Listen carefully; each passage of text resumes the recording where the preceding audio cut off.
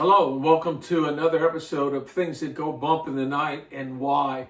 I just want to talk about tonight maybe a little bit about what's going on. It's from a Christian perspective. I find it really interesting how many Christians are actually find it no problem at all in gathering into witchcraft. I mean, when we were in the inner city in Savannah, Georgia, for instance, it was no problem for somebody to go to a healing service on a Sunday afternoon when they would have a healing meeting and then turn right around on Monday and go to the root doctor to try to get healed. Go see the root doctor. It was like Dr. Buzzard or somebody else that was back in there. Yes, there was really a Dr. Buzzard in Cleveland, Tennessee, that had a practice and that people went to, and that people were actually in fear of this person and what they could do. And you know, somebody told me one time that they would go to a place and they would ask to be delivered. Next thing you know, they'd feel something leave them and they'd hear it jump into the water. You know, I don't know if somebody was over there on the backside throwing a rock or not, but you know, they actually believe that. And you know, it is highly possible that stuff like that can happen.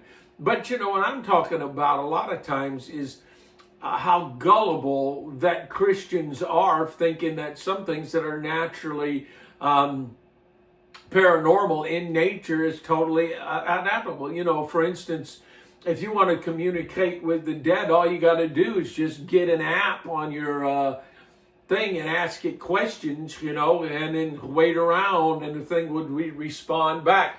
You know, that's a lot of times trying to communicate, especially with the dead, necromancy. That's totally forbidden in Christianity, in our culture, and by the scripture. All you have to do is just read Deuteronomy chapter 18, and it outlines things that are explicit that we're not supposed to be involved in. But, you know, today, real quick, I just want to say this.